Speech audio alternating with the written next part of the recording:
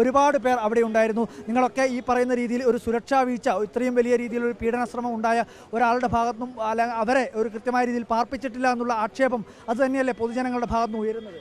അതെ, ഇത്രയും നല്ലൊരു സംവിധാനം ഉണ്ടായിട്ടും ഈ തരത്തിൽ ഗോവിന്ദച്ചാമിയെ പുറത്ത് കടക്കാൻ അതിന് അകത്തുള്ളവർ തന്നെ കഴിഞ്ഞ ദിവസം ഷെറിൻ പുറത്തേക്ക് ഇറങ്ങിയിട്ടുണ്ടായിരുന്നു. അപ്പോൾ ഷെറിൻ്റെ സഹതടവുകാരി തന്നെ പറഞ്ഞിട്ടുണ്ടായിരുന്നു അവർക്ക് അതിനകത്ത് തന്നെ ഒരുപാട് ഒത്താശകൾ കൂടെയുള്ള ആൾക്കാരാണ് അവരുടെ കാര്യങ്ങളൊക്കെ ചെയ്തിരുന്നത്.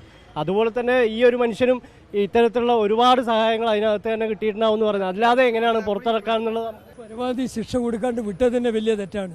അതാണ് നമ്മുടെ ഒരു അഭിപ്രായം. ഈ പറയുന്ന ജയിലിനകത്തു നിന്നും ഇവർക്ക് പുറത്തിറങ്ങാൻ ആവശ്യമായിട്ടുള്ള സഹായം ചെയ്തിട്ടുണ്ടാവും ആൾക്കാർ. ഇല്ലാണ്ട് ഇങ്ങനെ പുറത്തിറങ്ങാൻ കഴിയില്ലല്ലോ. ഒരു കൈയുള്ള ആൾ ഇത്രയും വലിയ ജയിലിൻ്റെ ഉള്ളിൽ നിന്ന് പുറത്ത് 2 മതിൽ ചാടി, സാധാരണപ്പെട്ട ഒരാൾക്ക് പോലും കൃത്യമായി ഒരു കൈ ഉപയോഗിച്ചുകൊണ്ട് ചാടാൻ, സാധാരണ മതിൽ തന്നെ ചാടാൻ വലിയ പ്രയാസം. അപ്പോൾ ഈ ഒരു കൈ ഇല്ലാതെ ഒരാൾ ഇത്ര വലിയ മതിലായിട്ടുണ്ടെങ്കിൽ മറ്റു സഹായം നന്നായിട്ട് സഹായം കിട്ടിയിട്ടുണ്ടാവും.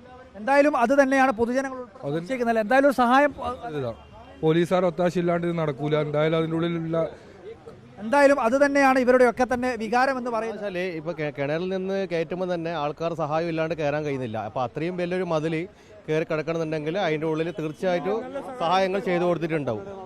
ആളുകൾ സപ്പോർട്ട് എന്തായാലും ഉണ്ടാവും. അല്ലാണ്ട് അത് പുറത്തുനിന്ന്, അതായത് ഒരു പുതപ്പ് പോലുള്ള സാധനം ഇതിനകത്ത് തൂക്കിയിട്ട്, നിങ്ങൾ ആ ദൃശ്യങ്ങൾ കണ്ടിട്ടുണ്ടെന്ന് എനിക്ക് തോന്നുന്നു. പുതപ്പ് പോലുള്ള സാധനം ഈ പറയുന്ന മതിലിൻ്റെ ഭാഗത്ത് തൂക്കിയിട്ടിട്ടുണ്ട്. അത് പിടിച്ച് ഒറ്റക്കൈ കൊണ്ട് ഇറങ്ങുക എന്നത് അസാധ്യമായ ഒരു കാര്യം.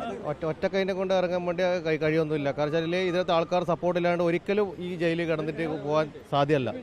ആൾക്കാർ സപ്പോർട്ട് ഉള്ളിൽ എന്തായാലും തീർച്ചയായിട്ടും ഉണ്ടാവും. അത് അന്വേഷിക്കണമെന്നാണ് ജനങ്ങളെ ഭാഗത്തുനിന്നുള്ളത്. എന്താണ് പിന്നെ ഇതിനകത്ത് ഒരു സുരക്ഷാ വീഴ്ച സംഭവിച്ചു എന്നുള്ളതാണ് നിങ്ങളൊക്കെ കരുതുന്നത്?